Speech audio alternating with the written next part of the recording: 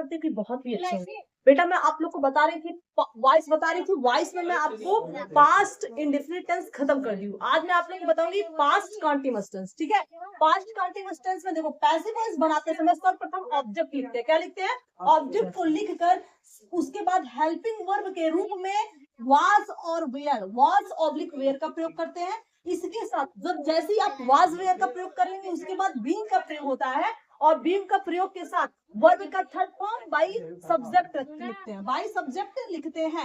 अब स्ट्रक्चर पे आते हैं, स्ट्रक्चर देखते हैं क्या होता है कि ऑब्जेक्ट, सबसे पहले ऑब्जेक्ट, फिर हेल्पिंग और वाज वेयर का प्रयोग करेंगे। जैसे ही आप वाज वेयर लिख लेंगे, उसके बाद किसका प्रयोग होगा? बीइंग का प्रयोग होगा। उसके बाद क्या होता है? वर्ब का थर्ड फॉर्म बाई सब्जेक्ट होता है। ओके, बाई सब्जेक्ट के बाद जैसे आप एक्टिव में देखेंगे तो the boy was throwing the stone, the boy was throwing the stone. उसके बाद क्या होता है? पैसिव जब बनाएंगे तो सबसे पहले हम देखेंगे ऑब्जेक्ट क्या है। सबसे पहले क्या देखेंगे? ऑब्जेक्ट क्या है? तो हमारा ऑब्जेक्ट क्या है? The stone. ऑब्जेक्ट क्या है? The stone. तो यहाँ पे हम क्या लिख दिए? द स्टोन है। उसके बाद वाज का प्रयोग होगा ऑब्जेक्ट के अनुसार, जैसे सब्जेक्ट होता है वैसे ही उसका हेल्पिंग वर्ब का यूज करेंगे, है ना। उसके बाद वाज लगाएंगे, फिर उसके बाद जैसे ही वाज वेयर लगाएंगे वैसे बीइंग का प्रयोग होगा, तो यहाँ पे क्या लिख देंगे? बीइंग। उसके बाद वर्ब का थर्ड फॉर्म ये क्या है? थ्रोइंग। तो इसका क्या हो जाएगा? थ्रोन, ठीक है। वर्ब का थर्ड फॉर्म थ्रोन होता है। फिर बाय, सब बाय क्या लिखेंगे? बाय लिख देंगे द बॉयज।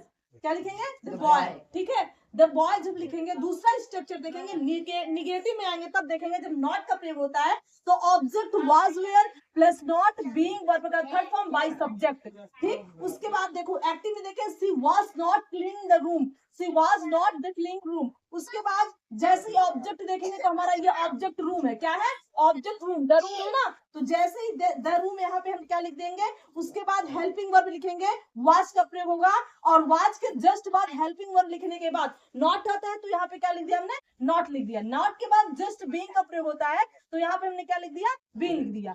अब देखेंगे क्लीनिंग का थर्ड फॉर्म क्या होता है? क्लीनिंग का थर्ड फॉर्म क्या होता है? क्लीन। क्या होता है? क्लीन। उसके बाद हम क्या लिखें? जैसे ही थर्ड फॉर्म का प्रयोग कर लेंगे, जस्ट क्या लिखेंगे? बाय लिखेंगे, बाय यहाँ पे। और यहाँ पे देखो हम आपको बताए थे, जब सी ऑब्जेक्ट में जाता है तो हर का प्रयोग हो जाता है, ठीक है। जब से ऑब्जेक्ट में जाएगा क्या हो जाएगा? हर हो जाएगा। तो यहाँ पे हमने क्या लिख दिया? हर।